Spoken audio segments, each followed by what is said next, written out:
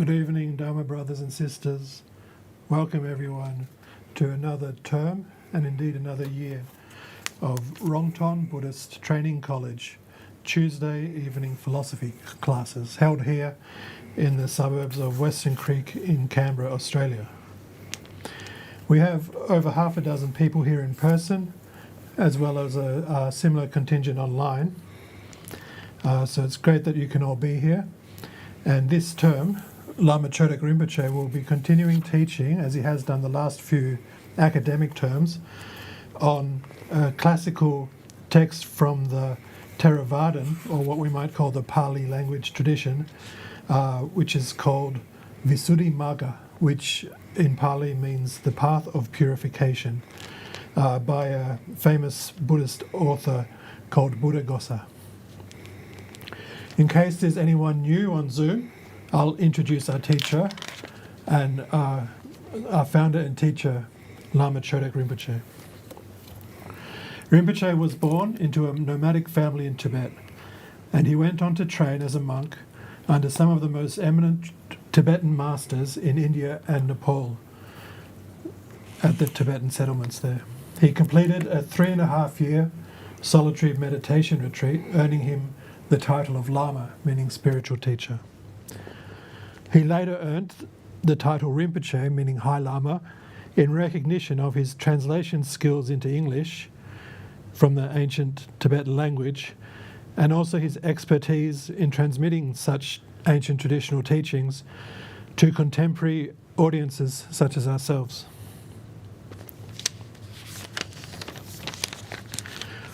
And before we begin this class, I'd like to acknowledge our sponsors, committee and technical team who all work hard to make these teachings available for all of us.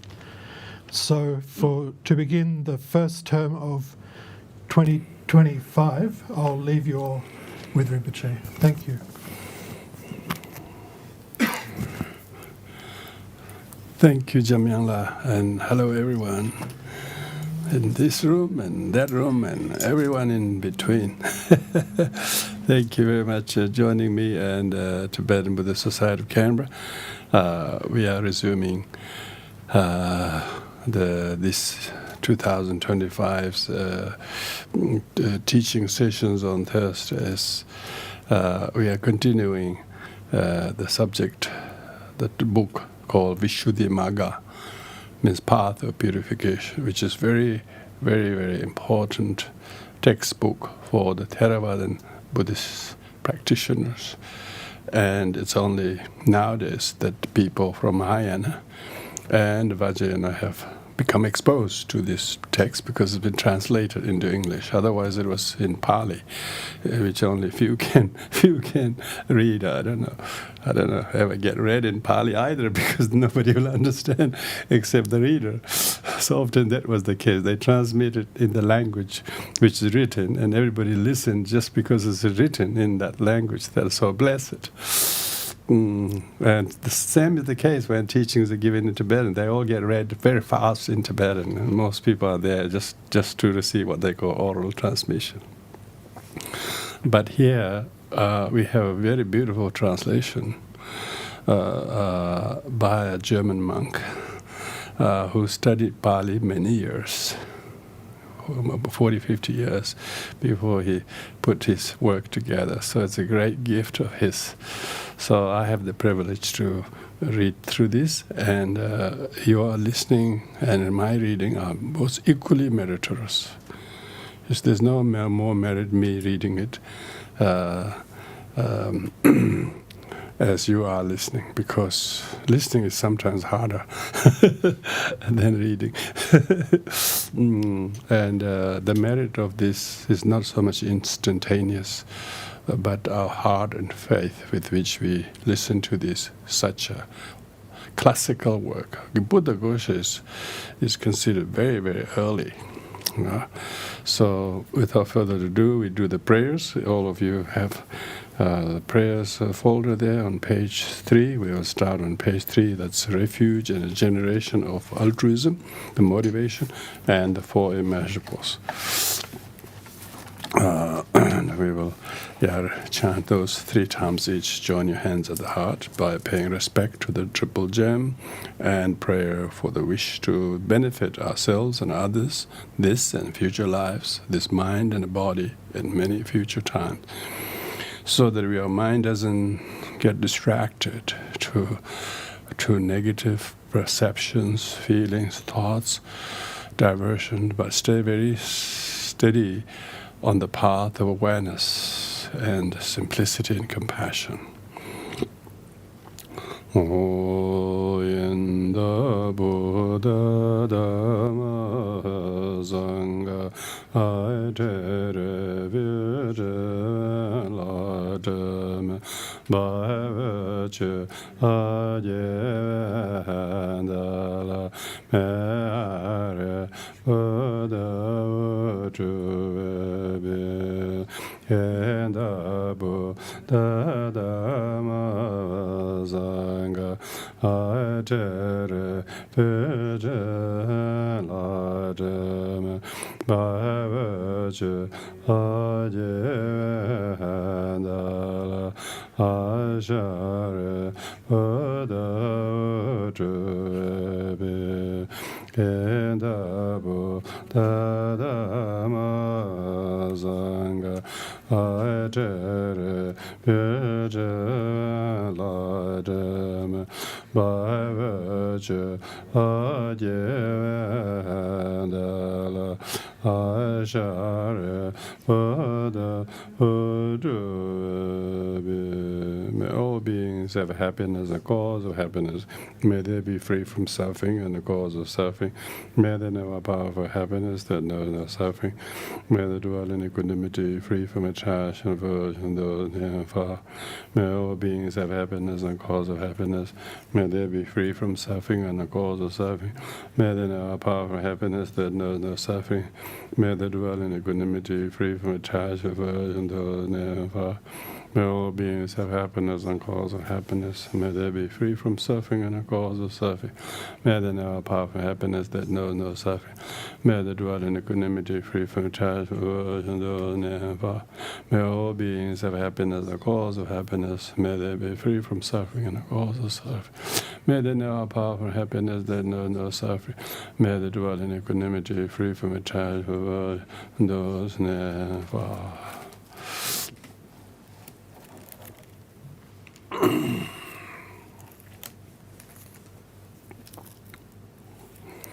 So today we're starting the 11th chapter, which is the concluding chapter on the subject of meditative concentration. When we talk about meditative concentration, the subject usually is very, very monastic, designed for the reclusive practitioners who were bent onto following the way of a monastic. So we need to understand in that context and not think of its being relevant to me or not. We should think of how relevant it would be if we have the inclination and capacity to adhere. And even if we are not a monastic, how can we take the kind of relevant teachings on the level that we are as householders? So sometimes there is a lot of Buddhist literatures are very, very designed by monastics for monastics, but it never meant that way. It's everyone has a good potential to walk towards that path, however long way off that might be. Yeah. So that's why with this understanding, we need to listen to this reading. So those of you who have the book, this is chapter 11, Description of Concentration Conclusion, Samadhi Nidesha, on page 372. This book is readily available as both as a printed one, freely distributed. I don't know whether we don't have any free copies, have spare copies here, but some other Dharma centers hold them. So if you go to their centers, the books may be available. But this also is available online freely. So Vishuddhimagga. Okay, so here it goes. The Perception of Repulsiveness in Nutriment. That's the title. Chapter 1, the paragraph 1. Now comes the description of the development of the perception of repulsiveness in nutriment, which was listed as one perception next to the immaterial states, which is the chapter we just covered. Herein it nourishes, meaning aharati, brings on, thus it is nutriment. That is of four kinds: physical nutriment, nutriment consisting of contact, nutriment consisting of mental volition, and nutriment consisting of consciousness. Nutriment means that which soothes and boosts our vitality, because when we talk about physical nutriment, we are physically very depleted, all of us needing food and drinks and this and that. But they only temporarily kind of sustains us for the sake of just remaining physical. And our desire is just to remain physical. That's not really nutriment. We should use the physical nutriment as a vehicle to travel. You don't get the vehicle for the sake of getting a vehicle. You get the vehicles for the sake of getting somewhere. Yeah, so you should use the physical nutriment as a vehicle to practice good and to be kind and to benefit others. So this is really what it means. And so each of these four nutriment, if it's contact, nutriment consists of mental volition. Like our mental volition is quite active sometimes. We're thinking a lot, so much so we are so exhausted by the thoughts. But how nutritious those thoughts are, mostly very tiring, very, very depleting. We should never spend that much thinking on that subject, but yet people do. So it's talking about what kind of thoughts we should choose that are nutrients. Like a destructive emotion. Yeah, people are resorting to destructive thoughts. A nutriment consisting of consciousness. Yeah, how conscious are we? We have 6 consciousness. Most of the 5 sense consciousness are always craving and desiring, which is not really making the consciousness at all, which makes the visual consciousness becoming more unconsciousness to the mental consciousness. We become so swayed by this temporary nutriments, by the sense objects, and thus depleting the 6th sense mental consciousness. So that's why these 4 topics are very important. But here, what is it here that nourishes, brings on? What? Physical nutriment, kala bindkara hara, nourishes, brings on the materiality of the octad that has nutritive essence as 8th. Contact has nutriment nourishes, bring on the 3 kinds of feeling. Mental volition has nutriment, nourishes, brings on rebirth thinking in the 3 kinds of becoming. Consciousness as nutriment nourishes mentality and materiality at the moment of rebirth linking. Now, when there is physical nutriment, there is attachment, whatever is the desirable sense object the body might see, hear, smell, taste, and touch, which brings peril, this says, when there is nutriment. As contact, there is approaching, which brings peril. When there is nutriment, as mental volition, there is reappearance, which brings peril. When there is nutriment, as consciousness, there is rebirth linking, which brings peril. Which means we become attached and have craving of it. In spite of harm it is causing us, we are unaware of it. So that's for nutriment, maybe taste might be alcohol, or nutriment for the body might be somewhere comfortable, like pleasure. But one becomes so swayed by it to the extent of harming us. And to show how they bring fear, thus they bring fear. As soon as you get something what is physically nutritious or whatever, good, you become attached to it. You're afraid of losing it. You will lose it. You will lose it. But one afraid that fear. Physical nutriment should be illustrated by the simile of the child's flesh. Yeah, child's flesh is very tender. Whatever it touches, it's either too rough or too new to it, you know. Like the child which is born, as soon as it contacts the world of tactility, it cries. Child's skin is very, very sensitive. It's only used to the mother's amniotic fluid, nothing else. So any tactility is cause of suffering. Particularly, our mind is very, very much fragile, like a child's skin. That's what it's referring to. And contact as nutriment by the simile of heightless cow. Yeah, heightless cow in a cow that hasn't got skin. I mean, that will be hard to be cow. Mental volition as nutriment by the simile of the pit of the live coals, and consciousness as nutriment as by the simile of the 100 spears. So each of those 4 nutriments is now analogously illustrated, what they are like. But yet deluded sentient beings desire the very things. And get attached to it, and fear of losing it, and yet due to the one's craving and grasping, their senses are lost to it. That's what the peril means. But of these 4 kinds of nutriment, it is only physical nutriment class as what is eaten, drunken, chewed, and tasted that is intended here as a nutriment in this sense. The perception arisen as the apprehension of the repulsive aspect is that nutriment is a perception of repulsiveness in nutriment. So being able to see the repulsiveness as a repulsive, of course, for the beginners, it's not a nutriment, it's like a disgust.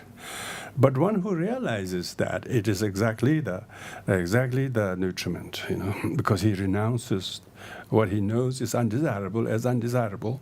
So knowing undesirability of an undesirable is a nutriment. It's not a loss. It's not a poverty. It's not a renunciation. It's a freedom. It's freedom from suffering. This is what we need to understand. If you're trying to give up something and you are not able to give up because you're addicted or whatever, being able to give up is a nutriment. Better nutriment than your addiction to it. You wouldn't believe how much bliss and victory and sweetness there is in being able to give up the bad habit that you thought you were going to lose. So this is the bliss we're talking about. This is the dharma, nutriment. You can almost sense it. People take long to even make a mind to give up something.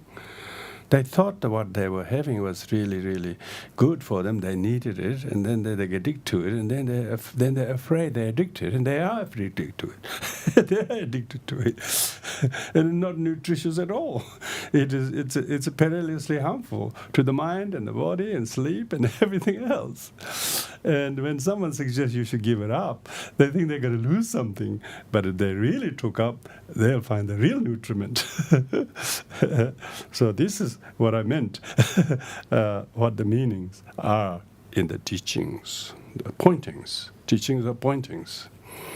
We don't see them unless somebody point us. You know, it's right under our nose, but we don't see them. But when you listen to the teachings of the Buddha, then straight away it strikes a chord. One who wants to develop that perception of repulsiveness in nutriment should learn the meditation subject and see that he has no uncertainty about even a single word of what he has learned. Then he should go into a solitary retreat and review repulsiveness in 10 aspects in the physical nutriment classified as what is eaten, drunk, chewed, and tasted, that is to say, as to going, seeking, using, secretion, receptacle, what is uncooked, undigested, what is cooked, digested, fruit, outflow, and smearing. Herein, as to going, now each of these will be described, as to going, even when a man has gone forth in so mighty a dispensation, still after he has perhaps spent all night reciting the enlightened one's word, or doing the ascetic work, after he has risen early to do the duties connected with the shrine terrace and the enlightenment, the tree terrace is to set out the water for drinking and washing, to sweep the grounds, to see the needs of the body, after he is set down on his seat and given his attention to his meditation subject 20 or 30 times and got up again, then he must take his bowl and outer robe. He must leave behind the ascetic's woods that are not crowded with people, or for the bliss of seclusion, possess shade and water, and are clean, cool, the delightful places. He must disregard the noble one's delight in seclusion, and he must set out for the village in order to get nutriment as a jackal for the channel ground.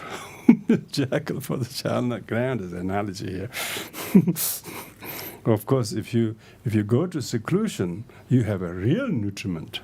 You wouldn't know how tasty, how delicious it is until you go there.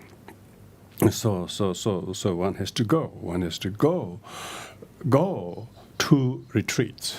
Go to retreat means one shouldn't remain in hustle-bustle places. One should go somewhere far away from noise and activities, demands, and distractions. So one has to go to those places, and then you are seeking nutriment for your heart that's been longing, the solitude and quietness and peace that you don't get in whatever interaction, whoever you're meeting, or whatever you're doing with people, you don't get any of that. So that's what it calls to going. And number 7, as he goes thus, from the time when he steps down from his bed or chair, he has to tread on a carpet covered with the dust of his feet, geckos, droppings, and so on. Next, he has to see the doorstep, which is more repulsive than the inside of the room, since it is often fouled with droppings of rats, bats, and so on. Next, the lower terrace, which is more repulsive than the terrace above, since it is all smeared with the droppings of the owls, pigeons, and so on. They haven't mentioned kangaroo poos yet.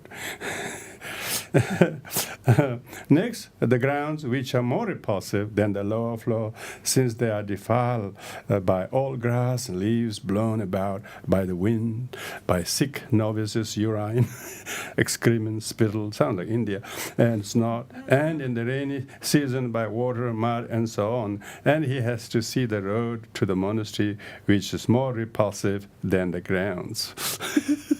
It's becoming more and more rough as you go into the nature. There's no street sweepers, there's no trucks cleaning your streets, no collecting on Thursdays, no rubbish removals. In due course, after standing in the debating lodge, when he has finished paying homage at the enlightened one tree and the shrine, he sets out thinking, instead of looking at the shrine that is like a cluster of pearls, and the enlightenment tree that is as lovely as a bouquet of peacock's tail feathers, and the abode that is as fair as God's palace, I must go now, turn my back on such a charming place, go abroad for the sake of food, and on the way to the village the view of a road, stumps and thorns, and an uneven road broken up by the falls of water awaits him. Next, after he has put on his waist clothes as one who hides an abscess, and tied his waistband as one who ties a bandage on a wound, and robed himself in his upper robes as one who hides a skeleton, and taken his bowl as one who takes out a pan for medicine, and when he reaches the vicinity of the village gate, perhaps the sight of an elephant's carcass, a horse's carcass, a buffalo's carcass, a human carcass, a snake's carcass, or a dog's carcass awaits him. And not only that, but he has to suffer his nose to be assailed by the smell of them. Next, as he stands in the village gateway, he must scan the village's streets in order to avoid danger from savage elephants, horses, and so on that hasn't become carcasses yet. There are would-be carcasses. All these would-be carcasses. So this repulsive experience, beginning with the carpet that has to be trodden on and ending with the various kinds of carcasses that have to be seen or smelled, has to be undergone for the sake of nutriment. Oh, nutriment is indeed a repulsive thing. This is how repulsiveness should be viewed as to going. Because when you go, you see many things. Because they say sometimes when you get depressed, get out of the bed and go somewhere. Just go. And then you start seeing things more repulsive, more sad things. Then you are pondering on your own affairs. And then it will open up your mind. So by going around will open up your mind to see the unsatisfactoriness widespread everywhere. And then you will see your complaint or your sadness so small. And that will then enable you to have the nutriment. The nutriment comes from traveling and going around. So that's the first one, as to going. The second as to seeking. How as to seeking? When he has endured the repulsiveness of going in this way, and has gone into the village, and is clothed in his cloak of patches, he has to wander in the village streets, from house to house, like a beggar with a dish in his hand. That's a monastic life, yeah? All the monastic, strict monastic life in Buddha, the monks live only on alms. And in rainy season, wherever he treads his feet sink into water and mire up to the flesh of the calves. He has to hold the bowl in one hand and his robe with the other. In the hot season, he has to go about with his body covered with the dirt, grass, and mud blown about by the wind. On reaching such house door, he has to see and even tread in gutters and cesspools covered with blue bottles and seething, with all aspects of worms, all mixed up with fish washings, meat washings, rice washings, spittle, snots, dogs, and pigs' excrement, and what not, from which flies come up and settle on his outer cloak of patches, and on his ball, and on his head. And when he enters a house, some give and some do not. And when they give, some give yesterday's cooked rice, stale cakes and rancid jelly, sauce, and so on. Some not give, say, please pass on, venerable sir. Others keep silent, as they did not see him. Some avert their faces. Others treat him with harsh words, such as, go away, you bald head. When he has wandered for alms in the village in this way, like a beggar, he has to depart from it. So actual monastic is trying to go to do this in order to experience just this, to humility. It's you go there to experience the others' abuse or maltreatment cause you nutriment. It's not you're not trying to hide away your comfort of your nieces and lovely brothers, sisters looking after you. There's no nutriment. That's just indulgence. That's just spoiling. So when you go out, you actually then realize whether you have any humility or tolerance, and of course of appreciation when people give. But even when people don't give, maybe there's more appreciation. If you are in the seeking of the real nutriment. Quite a lot of the time, there's more nutriment when people don't give to you. So that's training to practice that, rather than acting as you can't even feed yourself. You have to rely on other people. That's not the purpose. Purpose is that how much learning there is in such encounters. This teaching is pointings. We're so arrogant. We don't want to beg any time. We have no chance unless we give up comfort and live on the generosity of other people. Asking others help is very good for your ego. So this experience, beginning with entry into the village and ending with the departure from it, which is repulsive, owing to the water, the mud, etc., that has been trodden trodden in and seen and endured, that has to be undergone for the sake of nutriment. Oh, nutriment is indeed a repulsive thing. Talking about that manure, we're talking manure. Manure is nutriment for the agricultures.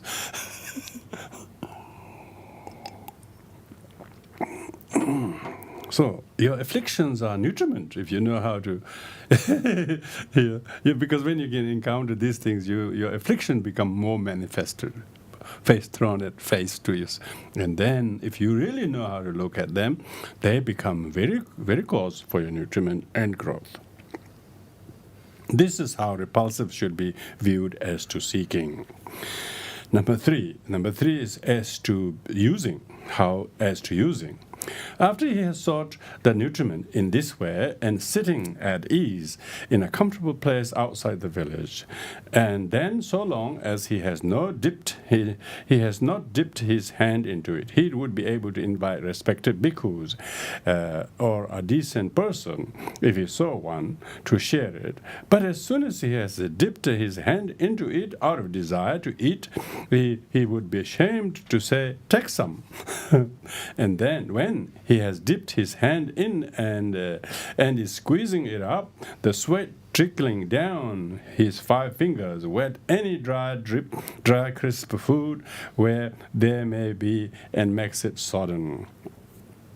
And when its good appearance has been spoiled by his squeezing it up, this is why eating with hands is very good. So sometimes it looks like what you're eating looks like a baby's poo. If you really look at the pottage carefully, what's the difference between the one that is going to go in the toilet bowl in 5 hours' time? Oh, this is just not a lot of difference, really. And when he's dipped his hand into the squeeze, he's squeezing it up. The sweat trickling down and 5 fingers wets any dry, crisp food there may be and makes it tauten. And when its good appearance has been spoiled by his squeezing it up, it has been made into a ball and put into his mouth. Then the lower teeth functions as a mortar, the upper teeth as a pestle, and the tongue as a hand. So visual. It gets pounded there. It's pounded there with the pestle of the teeth, like a dog's dinner in a dog's trough, while he turns it over and over with his tongue. Then the thin spittle at the tip of the tongue smears it, and then thick spittle behind the middle of the tongue smears it, and the filth from the teeth in the parts where a toothstick cannot reach smears it. When thus smashed up and besmeared, this peculiar compound, though destitute of the original color and smell, is reduced to a condition as utterly nauseating as the dog's vomit in a dog's trough. Yet, not understanding that it is like this, it can still be swallowed because it is no longer in range of the eye's focus. You have to swallow because you can't see if it's not swallowable. See, for good meditation, really. This is how repulsive should be viewed as to using. In a meditation, there's a lot of things to meditate in Number 17. 4. As to secretion, how as to secretion. Buddhas and Pratyeka Buddhas and wheel-turning monarchs have only one of the 4 secretions, consisting of bile, phlegm, pus, and blood. But those with weak merit have all 4. So, when the food has arrived at the stage of being eaten and enters inside, then in one whose secretion of bile is in excess, it becomes an utterly nauseating as if smeared with thick maduka oil. In one whose secretion of phlegm is in excess, it is as if smeared with the juice of nagabala leaves. In one whose secretion of pus is in excess, it is as if smeared with the rancid buttermilk, and one whose secretion of blood is in excess, it is utterly nauseating as if smeared with the dye. This is how repulsive should be reviewed as to secretion. Number 5, how as to receptacle. When it has gone inside the belly and smeared with one of these secretions, then the receptacle it goes into is no gold dish or crystal or silver dish, and so on. On the contrary, it is swallowed by one 10-year-old. It finds itself in a place like a cesspit, unwashed for 10 years, at least. When was yours washed last time? I can't remember washing mine. Last time they did put a pipe through my backside years ago when I was in hospital. Maybe they did a bit of wash then. I don't know.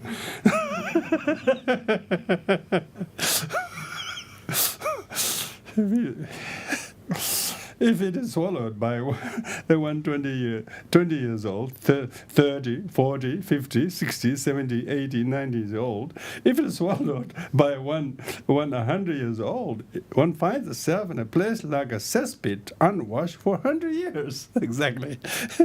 This is how repulsiveness should be reviewed as a receptacle. 6. How as to what is cooked, undigested. After this nutriment has arrived at such a place for its receptacle, then for as long as this is good internal meditation, good internal meditation. Because meditation, usually we can't see things inside. We always like to look something external to meditate. This is internal.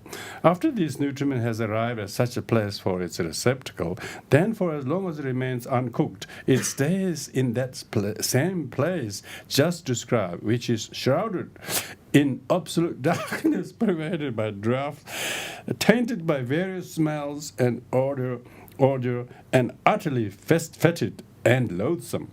And just as when a cloud out of season has rained during a drought, and bits of grass and leaves and rushes and the carcass of snakes, dogs, and human beings that have collected in a pit at the gate of an outcast village remain there warmed by the sun's heat until the pit becomes covered with the froth and bubbles, so too what has been swallowed the day and yesterday and the day before remains there together, and being smothered by the layer of fat and covered with the froth and bubbles produced by digestion, through being fermented by the heat of the bodily fires, it becomes quite loathsome. This is how repulsiveness should be reviewed as to what is uncooked.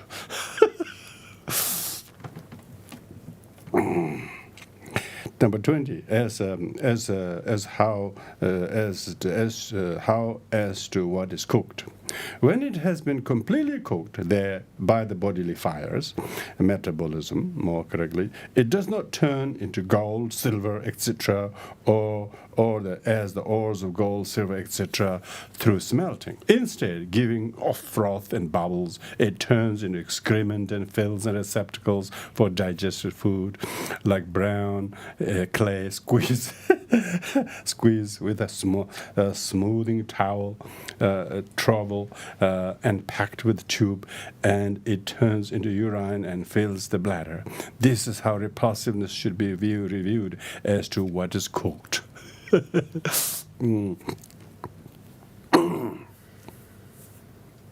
We are so lost in appearance of people, or thinking we don't know what's really the inside that you are. Are you desiring the skin? Are you desiring the shape? Are you desiring the contents? Hope note.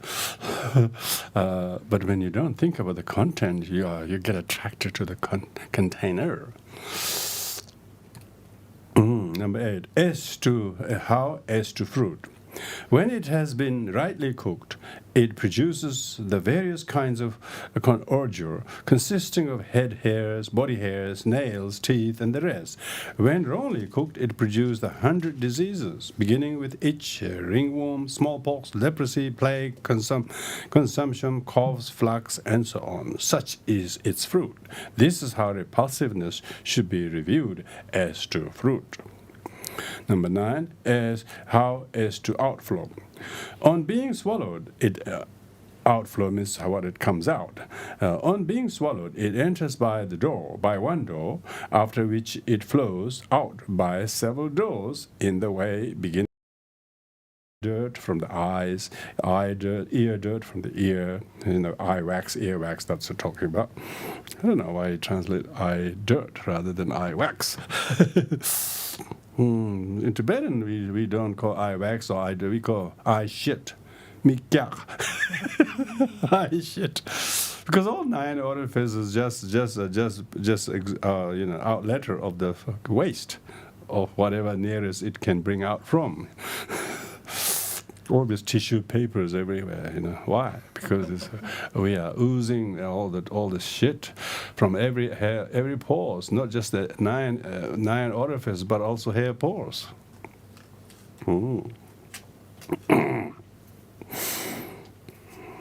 Yeah, on being swallowed, it enters by one door, after which it flows out several doors in the way beginning eye dirt from the eye, ear dirt from the ear. And on being swallowed, it is swallowed even in the company of large gathering. But on flowing out, now converted into excrement, urine, etc., it is excreted only in solitude. Excreted in solitude. Everybody's have to go to private room, washroom. Why? Washroom. That's right, washroom. We're dirty in public, we clean in private.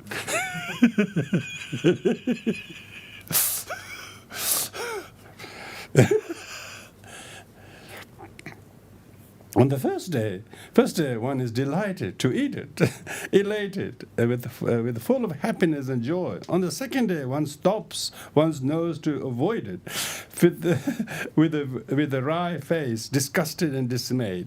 And on the first day, one swallows it lustfully, greedily, gluttonously, infatuatedly. But on the second day, after a single night has passed, one excretes it with a distaste, ashamed, humiliated, disgusted. Hence the ancients said, the food and drink so greatly prized, the crisp to chew, soft to suck, go in all by a single door, but by 9 doors come oozing out. The food and drink so greatly prized, crisp to chew and soft to suck, men like to eat in company, but to excrete in secrecy. The food and drink so greatly prized, crisp to chew and soft to suck, these a man eats with high delight, then excrete with dumb disgust. The food and drink so greatly prized, the crisp to chew and soft to suck, a single night will be enough to bring them to putridity. This is how repulsiveness should be reviewed as to outflow. So you can see the renunciation is not so much from the world of objects out there, but the very thing that we are, or we are a container of, or content of, are all cause of disgust, cause of repulsion, and this repulsiveness that you generate then becomes nutrients for your spiritual quest. That's the whole idea. That's the whole idea. Doesn't mean you shouldn't eat because of thinking this. You still would eat with a different mindfulness. You wouldn't be reading this while you're eating it. Thankfully, I'm reading this when you're not eating it. 10. As how to smearing. At the time of using it it smears his hands, lips, tongue, and palate, and they become repulsive by being smeared with it. And even when washed, they have to be washed again and again in order to remove the smell. And just as when rice is being boiled, the husk, the red powder covering the grain, etc., rise up and smear the mouth, rim, and the lid of the cauldron. So too, when eaten, it rises up during its cooking and simmering by the bodily fire that pervades the whole body. It turns into tartar, which smears the teeth, and it turns into spittle, phlegm, etc., which respectively smear the tongue, palate, etc., and it turns into eye dirt, ear dirt, snot, urine, excrement, etc., which respectively smear the eyes, ears, nose, and another passages. And when these doors are smeared by it, they never become either clean or pleasing, given though washed every day. And after one has washed a certain one of these, the hand has to be washed again. And after one has washed a certain one of these, the repulsiveness does not depart from it, even after 2 or 3 washings with cow dungs and clay and sanded powder. This is how repulsiveness should be reviewed as to smearing. As he reviews repulsiveness in this way in 10 aspects and strikes it with thought and applied thought, physical nutriment becomes evident to him in his repulsive aspect. He cultivates that sign again and again, develops and repeatedly practices it. And as he does so, the hindrances are suppressed, his mind is concentrated in excess concentration, but without reaching absorption because of the profundity of the physical nutriments as a state with an individual essence. But perception is evident here in the apprehension of the repulsive aspect, which is why this meditation subject goes by the name of perception of repulsiveness in nutriment. When a bhikshu devotes himself to this perception of repulsiveness in nutriment, his mind retreats, retracts, and recoils from craving for flavors. He nourishes himself with nutriment without vanity, and only for the purpose of crossing over suffering, as one who seeks to cross over the desert his own dead child's flesh. When then his greed for the 5 chords of sense desire comes to be fully understood without difficulty through the means of fully understanding the physical nutriment. He fully understands the materiality aggregate through the means of the full understanding of 5 chords of sense desire. The development of mindfulness occupied with body comes to perfection in his through the repulsiveness of what is uncooked and the rest. He has entered upon a way that is in conformity with perception of foulness. And by keeping to this way, even if he does not experience the deathless goal in this life, he is at least bound for a happy destiny. Happy destiny means there isn't the degree of suffering due to craving or wanting. You will not crave or desire the undesirable. Only to sustain the body, you have to eat some, but there isn't this craving for this taste, this color, this quantity, this variety, and so on. So there's amazing sense of contentment with the simplicity, and then that is the deathlessness. That is the blessings gift. This is the detailed explanation of the development of the perception of repulsiveness in nutriment. Very important topic, that one. So now we're going to move to the second topic, defining of the elements, the word definitions. 27. Now comes the description of the development of definition of the 4 elements, which was listed as the one defining next to the perception or repulsiveness in nutriment. Herein defining Vavatana is determining the characterizing individual essences. Chatu Chatu Dhatu Vata Thana means 4-element defining, is resolvable into defining of the 4 elements. Attention giving to elements, the meditation subject consisting of elements, the defining of the 4 elements, all means the same thing. This is given in 2 ways, in brief and in detail. It is given in brief in the Mahasatipatthana Sutta and detailed in the Mahasatipada Upama Sutta, the Rahula Vodana Sutra, and the Dhatu Vivanga Sutta. Those are 4 sutras, both 4 sutras.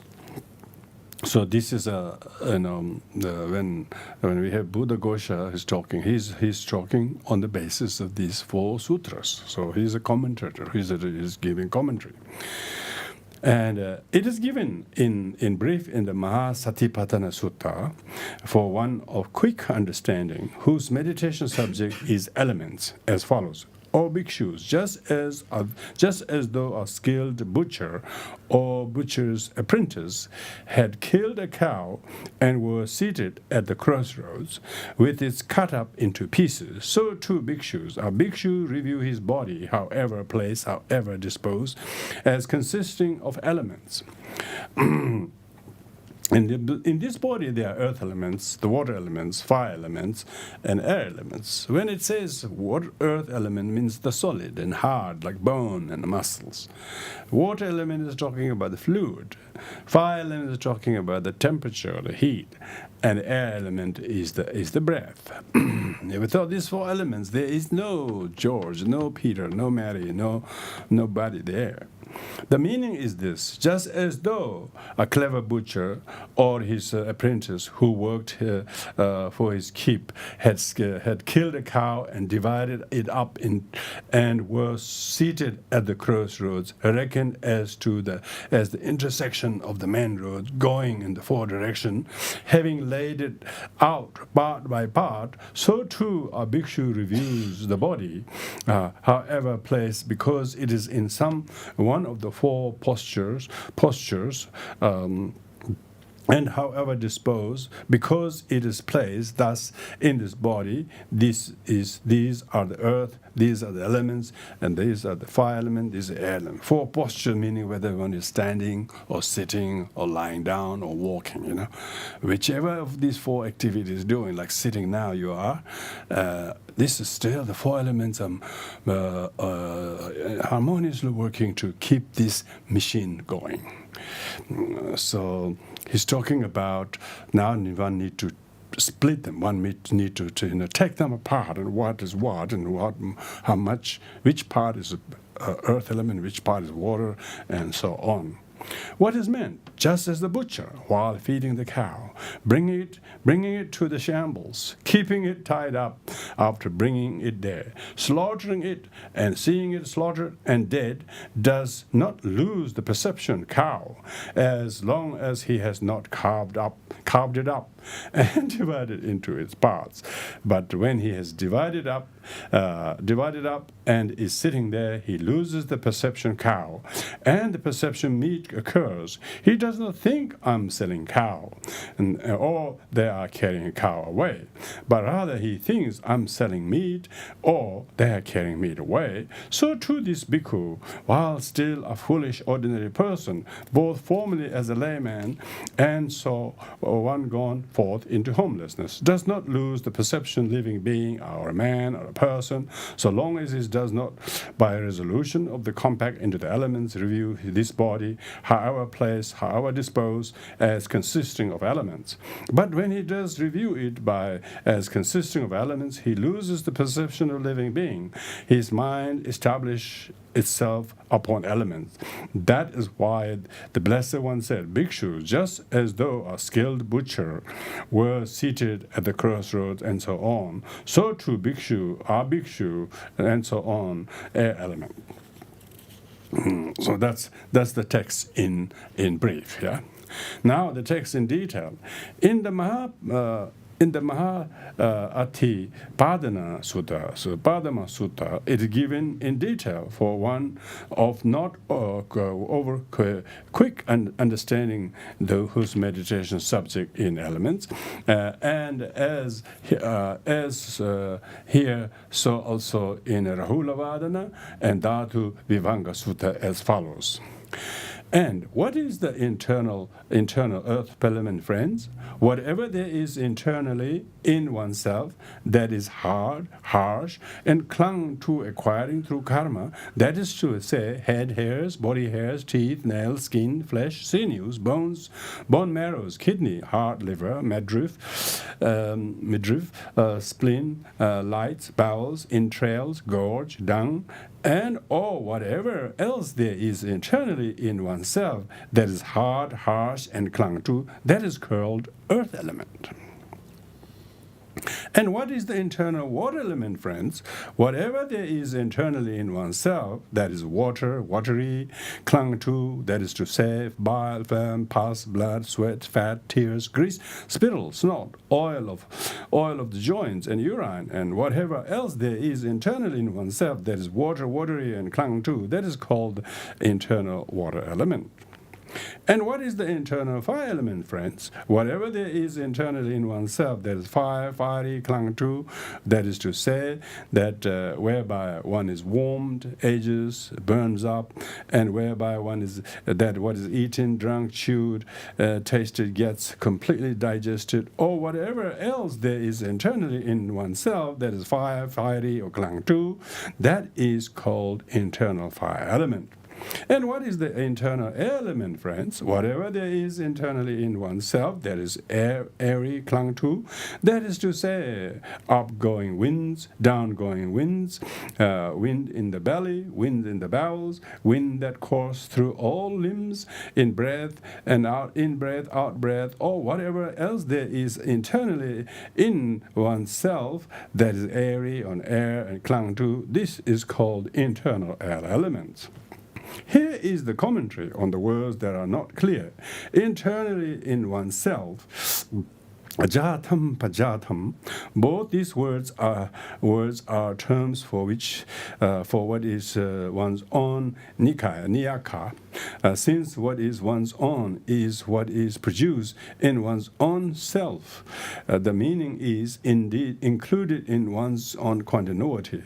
That is called internal, belonging to oneself, because it occurs in self.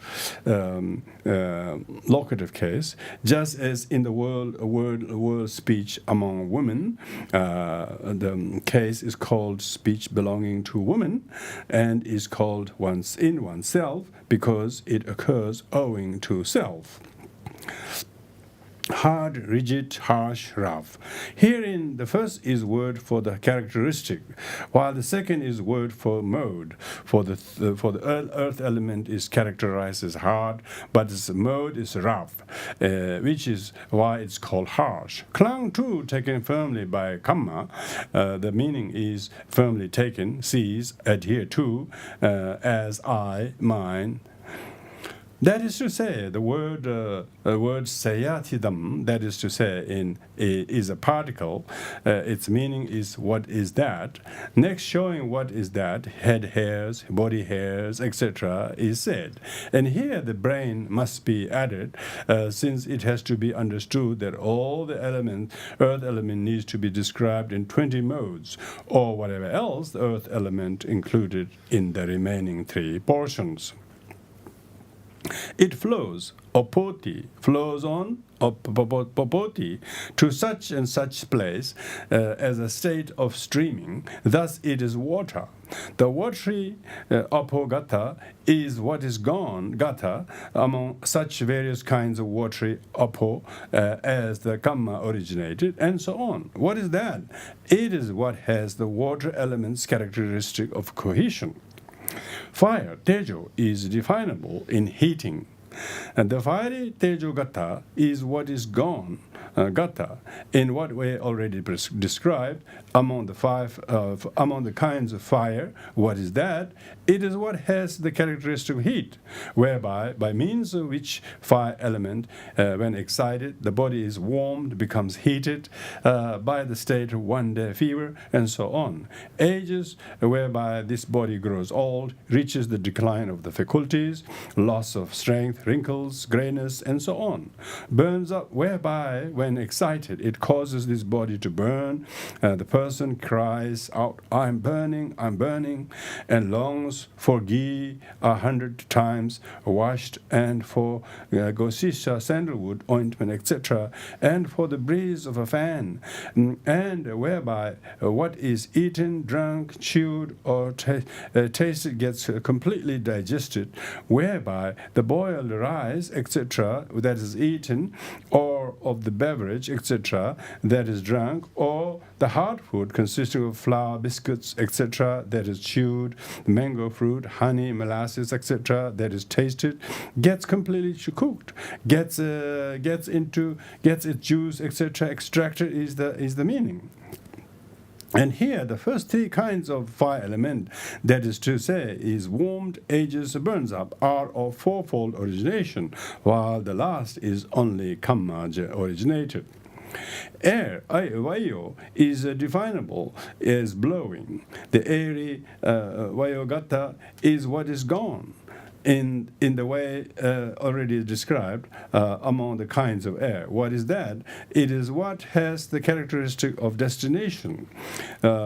Upgoing winds forces the mounting upwards, causes the occurrence of vomiting, belching, and so on. Downgoing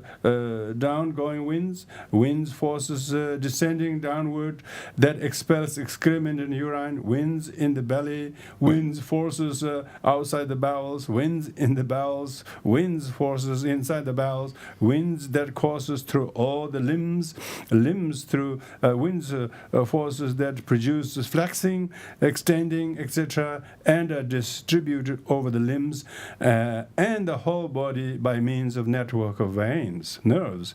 In breath, the wind in the nostrils entering in, out breath, wind in the nostrils issuing out. And here, the first five of the fourfold origination, in breath, out breath, are consciousness originated.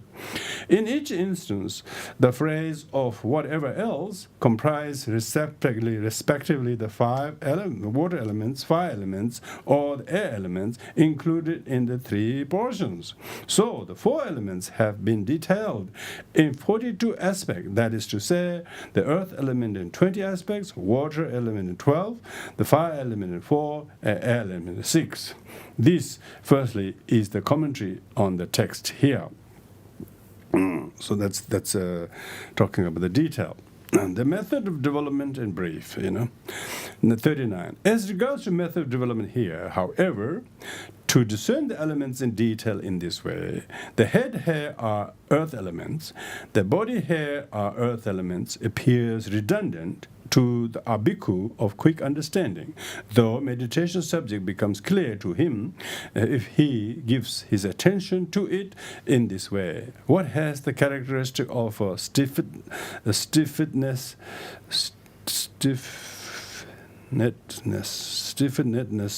is the earth element. What has the characteristics of cohesion is the water element. What has the characteristics of ripening, maturing is the fire element. What has the character of distending, of supporting is the air element. But when one of not over quick understanding gives his attention to it in this way, he appears obscure and unevident, and it only becomes plain to him if he gives his attention to the first mentioned way. Why? Suppose two bhikshus are reciting texts with many elided repetition, then the bhikshus with a quicker understanding fills out the elided repetition once or twice, after which he goes on doing the recital with only two end parts of the elisions. Here, one of the less quick understanding says, what is reciting? Why does he not even give one time to move one's lips? If the recitation is done like this, when shall we ever get familiar with the text? And so he does with the recitation, filling each time out each illusion as it comes. Then the other says, what is he reciting? Why he never get to the end of it? If the recitation is done like this, when shall we ever get to the end of it? So too, the detailed discerning of the elements by head, hairs, etc. appears redundant as to one of quick understanding, though the meditation subject become clear to him if he gives attention to it in brief in this way. What has the characteristic of stiffness is the earth element, and so on. But when the other gives his attention to it in this way, it appears obscure and unevident, and it only becomes plain to him if he gives his attention in detail by head, hairs, and so on. So, firstly, one of quick understanding he wants to develop his meditation subject should go into solitary retreat. Then he should advert to his own entire material body and discern the elements in brief in this way. In this body, what is stiffness or harshness of earth element? What is cohesion or fluidity is the water element? What is the maturing, ripening, or heat is the fire element? What is the distension or movement is the air element? And he should advert and give attention to it and review it again and again as to earth element, water element, that is to say, as mere element, not a being, and soulless. So this kind of dissection of meditation on the four elements is a very, very scrupulous way to think of no self, see of no self. Realization of no self in behaving selflessly is a great achievement, but without doing this meditation, one cannot even understand the point of the selflessness. So you can see why the meditation is aiming to realize the selfless. As he makes effort in this way, it is not long before concentration arises in him, which is reinforced by understanding that illuminates the classification of elements, and which is only access and does not reach absorption because it has states with individual essences as its object.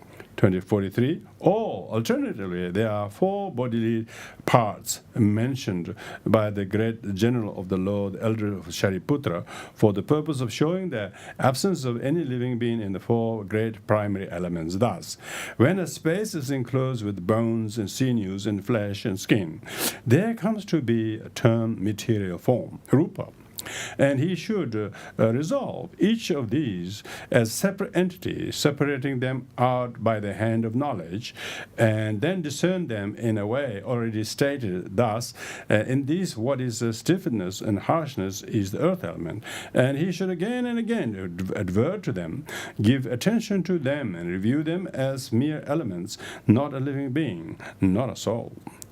44. As he makes effort in this way, it is not long before concentration arises in him, which is reinforced by understanding that illuminates the classification of elements, and which is only access and does not reach absorption, because it has states with individual essence as its object.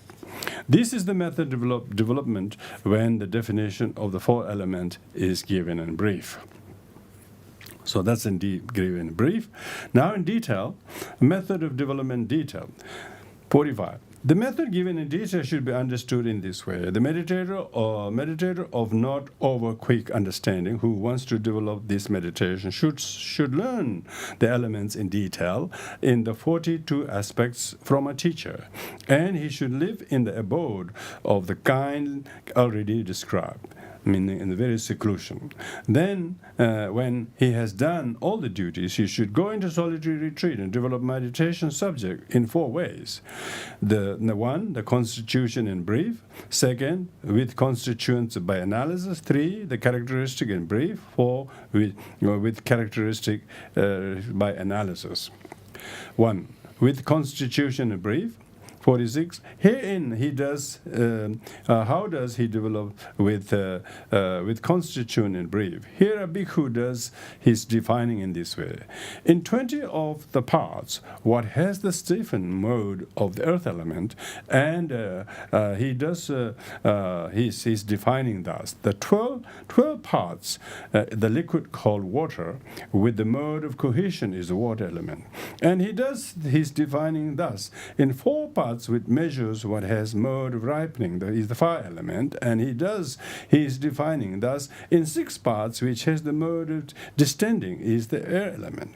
As he defines them in this way, they become evident to him.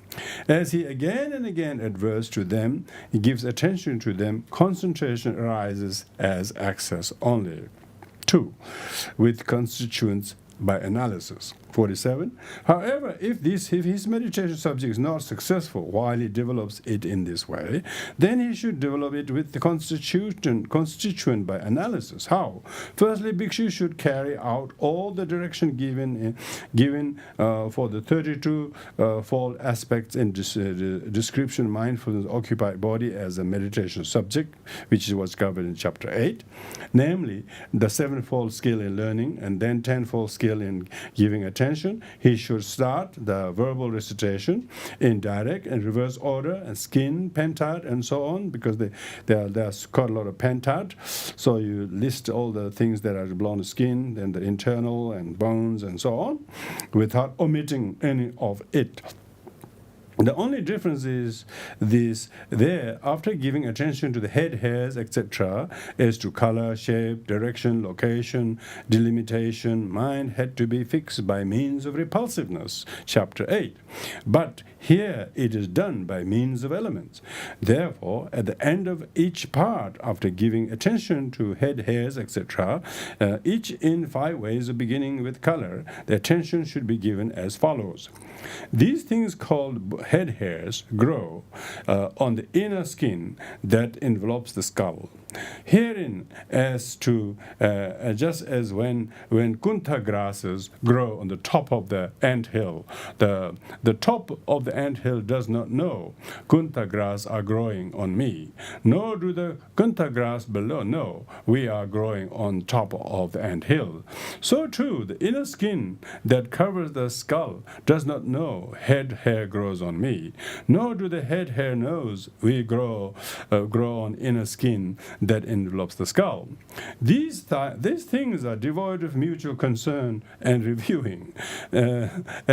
So what is called head hairs are a particular component of this body, without thought, morally, indeterminate, void, not a living being, rigid, stiffened earth element. Body hairs grows on the inner skin that develops the body.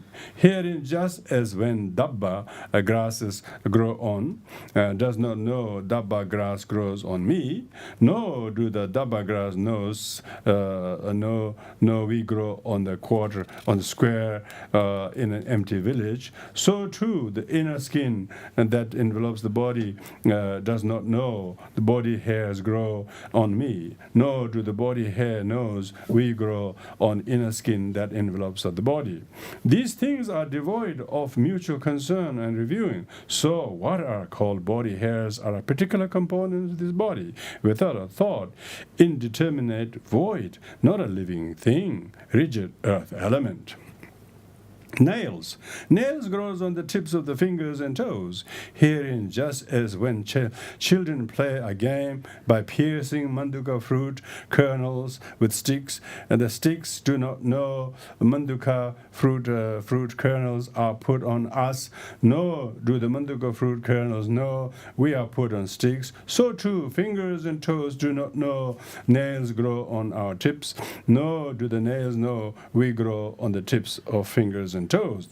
These things are devoid of mutual concern and reviewing. So what are called nails are a particular component of this body, without thought, indeterminate, void, not a living being, rigid earth element.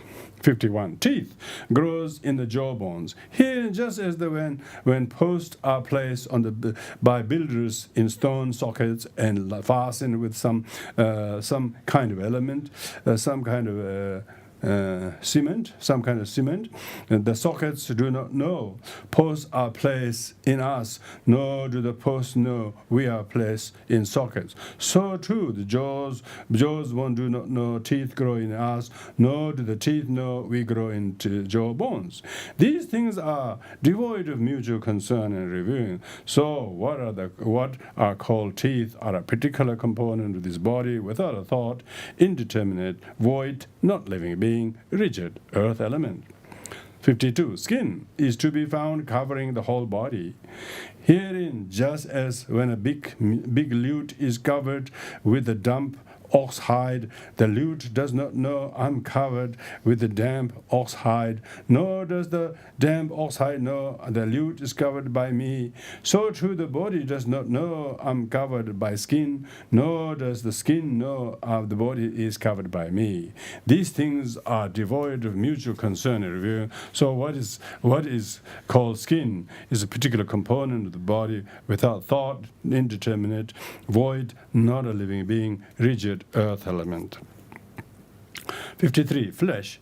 Flesh is to be found plastered over the framework of bones. Herein, just as when a wall is plastered with thick clay, the wall does not know I'm plastered with thick clay, nor does the thick clay know the wall is plastered with me. So too the framework of bones does not know I'm plastered with flesh, consisting of 900 pieces of flesh, nor does the flesh know a framework of bones is plastered with me. These things are devoid of mutual concern or reviewing. So what is called flesh is a particular component in this body without a thought, indeterminate, void, not a living thing, rigid earth element. Sinews, 54, are to be found in the interior body, binding the bones together. Herein, just as when withies and sticks are bound together with creepers, and the withies and sticks do not know, we are bound together with creepers. No, the creepers know withies and sticks are bound together by us. So too the bones do not know we are bound together by sinews. No, the sinews know the bones are bound together by us.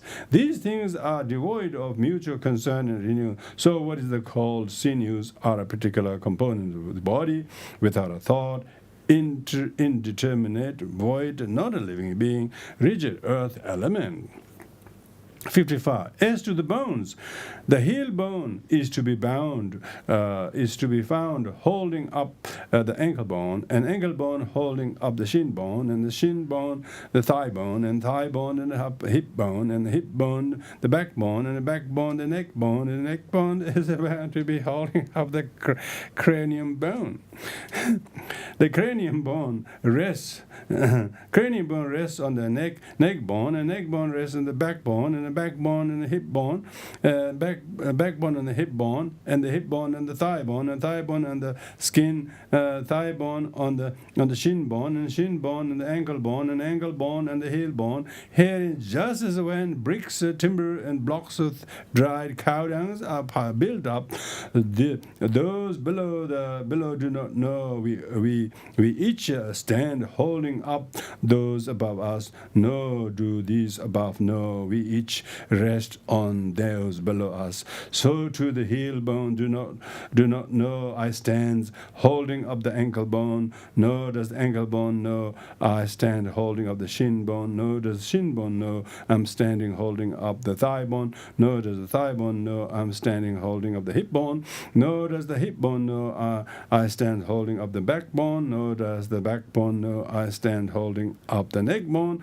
Nor does the neck bone know I stand holding up the cranium bone. Nor does the cranium bone know I rest on the neck bone. Nor does the neck bone know I rest on the backbone. Nor does the backbone know I rest on the hip bone. Nor does the hip bone know I rest on the thigh bone. Nor does the thigh bone know I rest on the shin bone. Nor does the thigh bone, shin bone know that I rest on the ankle bone. Nor does the ankle bone know I rest on the heel bone. These things are devoid of mutual concern and review. So what are called called bones are a particular component of his body, without thought, indeterminate, void, not a living being, rigid, earth element.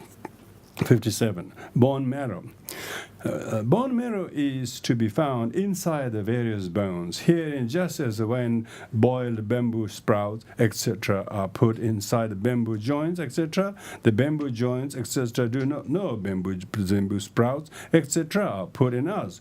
Nor do the bamboo sprouts, etc., know we are inside bamboo joints, etc. So too, the bone do not know marrow is inside us, nor does the marrow bone know I'm inside the bones.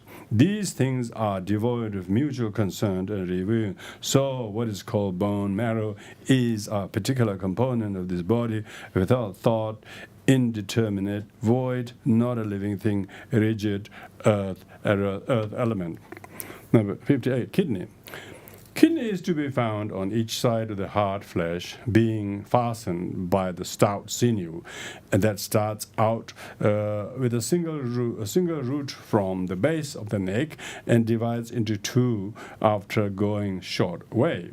Herein, just as when a pair of mango fruit are bound together by their stalk, the stalk does not know the pair of mango fruits is bound together by me, nor the pair of mango fruits know we are bound together by the stalk. So too, the stout sinew does not know kidneys are bound together by me, nor does the kidney know I'm bound together by a stout sinew. These things are devoid of mutual concern and review. So what is called kidney in a particular component of the body, without a thought, indeterminate, void, not a living being, rigid earth element. 59. Heart. Heart is to be found inside the body, near the middle of the frame of the ribs. Herein, just as the piece of meat is placed near the framework of an old cart, the inside of the framework, the old cart does not know a piece of meat is placed near the middle of the me, nor does the piece of meat know I am near the middle of the inside the framework of an old cart. So too, inside the framework of ribs does not know heart is in near the middle of me, nor does the heart know I'm near middle of inside of a framework of ribs. These things are devoid of mutual concern and review. So what is called heart is a particular component of this body, without a thought, indeterminate, void, not a living being, rigid earth element. 60. Liver is to be found inside the body, near the right side, between the two breasts. Herein, just as when a twin lump of meat is stuck on the side of a cooking pot, the side of cooking pot does not know twin lump meat is stuck on me, nor does the twin lump meat know I'm stuck in the side of the cooking pot. So too, the right side between the breasts does not know the liver is near me, nor does the liver know I'm near the right side of the two breasts. These things are devoid of mutual concern, reviewing. So what is called liver is a particular component of the body, without a thought, indeterminate, void, not living being, rigid, earth element. 61. As to midriff, the concealed midriff is to be found surrounding the heart and kidney, while the unconcealed midriff is to be found covering the flesh under the skin in the whole body. Herein, just as when meat is wrapped in a rag, the meat does not know I'm wrapped in a rag, nor does rag knows meat is wrapped in me, so too the heart and kidney and the flesh in the whole body do not know I'm concealed by midriff, nor does the midriff know heart and kidney and the flesh, the whole body, are concealed by me. These things are devoid of mutual concern and reviewing. So what is called midriff is a particular component of this body, without thought, indeterminate, void, not a living being, rigid earth element. 62. Spleen. Spleen is to be found near the upper side of the belly lining on the left side of the heart. Herein, just as when a lump of cow dung is near the upper side of the barn does not know lump of cow dung is near me, nor does the lump of cow dung know I am near the upper side of the barn. So too, the upper side of the belly lining does not know spleen is near me, nor does the spleen know I am near the upper side of the belly lining. These things are devoid of mutual concern, reviewing. So what is called spleen is particular component of this body, without thought, indeterminate, void, not a living being, rigid earth element. 63. Lights. Lights are to be found inside the body, between the two breasts, hanging over the heart and liver and concealing them. Herein, just as when a bird's nest is hanging inside an old barn, inside the old barn does not know the bird's nest is hanging in me, nor does the bird's nest know I'm hanging inside the old barn too. So too, the inside of the body does not know lights are hanging in me, nor does the lights know we are hanging inside the body. These things are devoid of mutual. So what is called light is, in a particular component of the body, without thought, indeterminate, void, not a living being, a rigid earth element. 64. Bowel.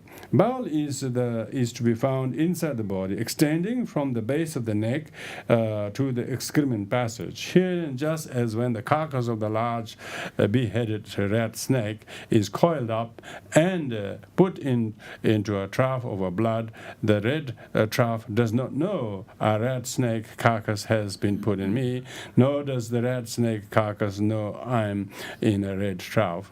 So too, inside the body does not know a bowel is in me, nor does the bowel know I'm in the body. These things are devoid of mutual concern, reviewing. So what is called a bowel in a particular component of the body, without a thought, indeterminate, void, not a living being, a rigid earth element. 65. Entrails. Entrails are to be found in the interspaces between the 21 coils of the bowel, binding them together. Herein, just as when ropes are found sewing together, rope ring for wiping the feet, the rope ring for wiping the feet does not know ropes are to be found sewing me together, nor do the ropes know we are to be found sewing together rope ring. So too, the bowel does not know entrails are to be found in binding me together, nor do the entrails know we are found binding bowel together. These things are devoid of mutual concern and reviewing. So what is it called? Entrails is a particular component of the body, without thought, indeterminate, void, not a living being, rigid earth element. 66. Gorge is what is eaten, drunk, and chewed and tasted that lies in the stomach. Herein, just as when a dog's vomit lies in a dog's bowel does not know dog's vomit is lying in me, nor does the dog's vomit know I'm living in the dog's bowel. So too, the stomach does not know gorge is lying in me, nor does the gorge know I'm lying inside the stomach. These things are devoid of mutual concern and review. So what is called gorge is a particular component of the body, without thought, indeterminate, void, not a living being, rigid earth element. 67. Dung is to be found in the end of the bowel, which resembles a bamboo joint 8 finger breadth long, and is called receptacle for digested food. Here, just as when soft brown clay is impacted in a bamboo joint, the bamboo does not know the brown clay is in me, nor does brown clay know I'm in a bamboo joint. So too, the receptacle for digested food does not know the dung is in me, nor does the dung know I'm a receptacle for digested food. These things are devoid of mutual concern and reviewing. So what is called dung is a particular component of this body, without thought, indeterminate, void, not a living being, rigid earth element. 68. Brain is to be found in the interior of the skull. Herein, just as when a lump of dough is put inside the old gourd rind, the gourd rind does not know the lump of dough is in me, nor does the lump of dough know I'm inside the gourd rind. So, too, the inside of the skull does not know brain is in me, nor does the brain know I'm inside the skull. These things are devoid of mutual concern for review. So what is called brain is a particular component of this body without thought, indeterminate void, not a living being, rigid earth element. 69. As to bile, a free bile, the free bile, which is bound up with the life faculty, is to be found soaking the whole body, while the local bile is to be found in a bile container, gallbladder. Herein, just as when oil is soaked in a cake, the cake does not know oil soaks me, nor does the oil knows I soak the cake. So too the body does not know free bile soaks me, nor does free bile knows I soak the body. Just as when a Koshataki loafer creeper bladder is filled with rainwater, the Koshataki creeper bladder does not know rain water is in me, nor does rainwater knows I am the Koshataki creeper bladder. So too, the bile bladder does not know local bile is in me, nor does the local bile know I'm in the bile bladder. These things are devoid of mutual concern and reviewing. So what is called bile is a particular component of the body without thought, indeterminate, void, not a living being, liquid, water is element. Is the element in the mode of cohesion.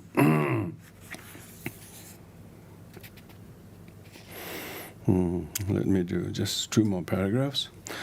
Number 70. Phlegm is to be found on the surface of stomach, and measures are bowlful. Herein, just as when a cesspool has been surface of froth, the cesspool does not know a surface of froth is on me, nor does the surface of the froth know I am on a cesspool. So too, surface of the stomach does not know phlegm is on me, nor does the phlegm know I am on the surface of the stomach. These things are devoid of mutual concern and reviewing, etc. So what is called phlegm is a particular component of the body without a thought, undeterminate, void, not a thought, not a living being, liquid, water element is the mode of cohesion. Now 71. The pus has no fixed location. It is to be found wherever the blood stagnates and goes bad in a part of the body damaged by wounds caused by splinters or thorns, or by burns due to fire, or where boils, carbon counts, etc. appear. Herein, just as when a tree oozes gum through being hit by, say, an axe, the parts of that tree that have been hit do not know gum is in us, nor does the gum know I'm part of the tree that has been hit. So too the parts of the body wounded by splinters, thorns, etc. do not know pus is in me, nor does the pus know I'm in such a place. These things are devoid of mutual concern and reviewing. So what is called pus is a particular component of this body without thought, indeterminate, void, not a living being, a liquid water element in a mode of cohesion. So these are the subject of meditation. This is not self, let alone real, let alone permanent. Yet when we do not have this discriminatory meditation on the body, we think I am monolithically existing, me with this rights, this wish, this desire, and we become deluded in thinking I am my body, or why you hurt my body, and then that then mutually cause sufferings to each other. So you can see why we are starving without this knowledge. So if with this knowledge we attain nutriments, we find food for thought, not to become too attached to this transient collection of earth, water, fire, and air. And there's no self. So it's very important not to become stuck in being selfish, but rather practice the awareness, and these nutrients of this knowledge will set us free from becoming attached to color, gender, race, nationality, which most people are suffering, causing suffering to each other, thinking that this color, this race, this religion, this is where the suffering is always caused. And so therefore this kind of meditation is great nutriment, thoughts, wisdom. And we have good reason to meditate because all of this detail of the dissected meaning of the body, from body hairs to head hairs all the way to the marrows and bones, joints, and not to mention all the 5 elements made up. There is no self. It's just merely labeled by this conventional world. And we think we are name, we think we are gender, and we are against the other gender. And this is so stupid, how people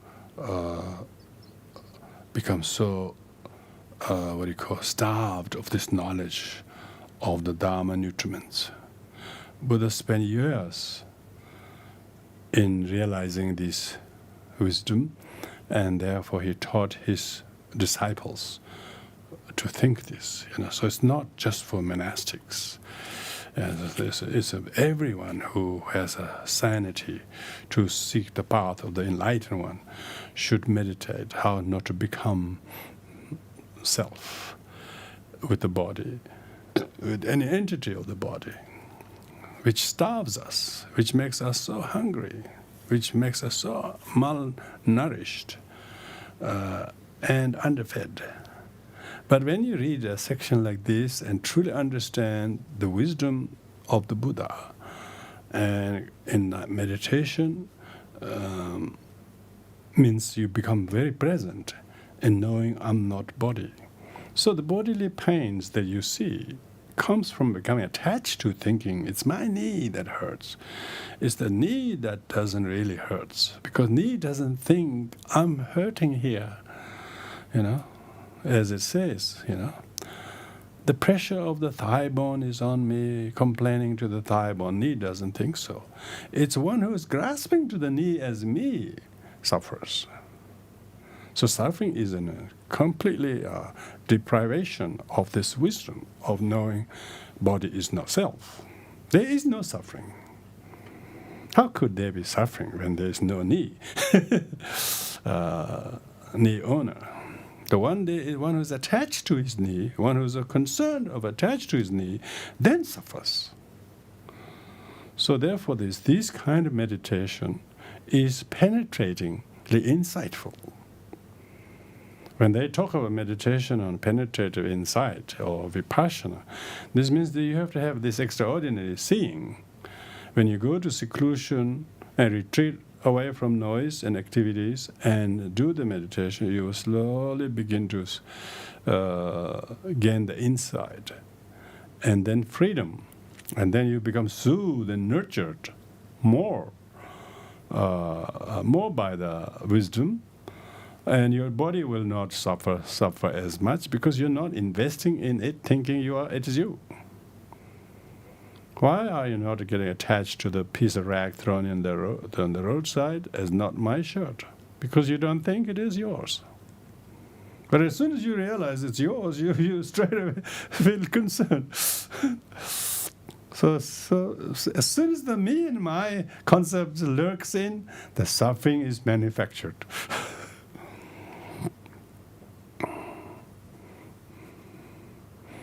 Thank you, everybody.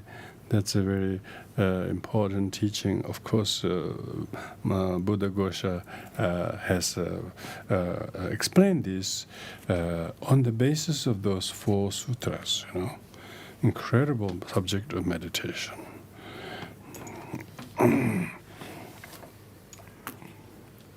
Okay, let's do the dedication merits, everyone.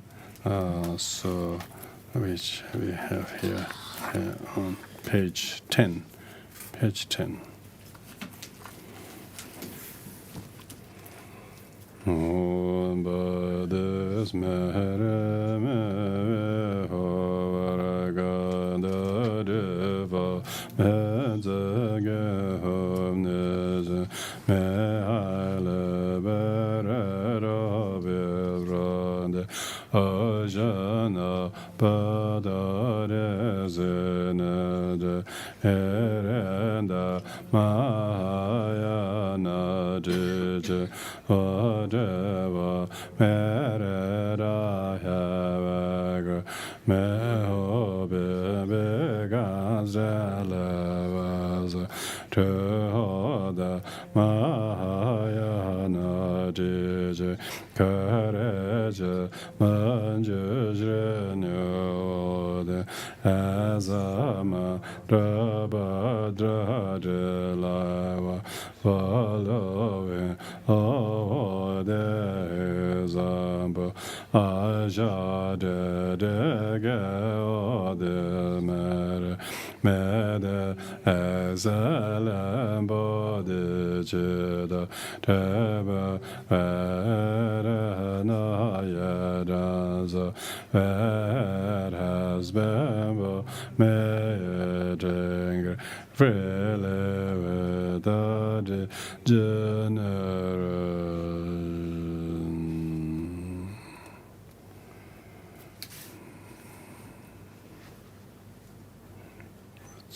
What's in the chat box? Nothing important.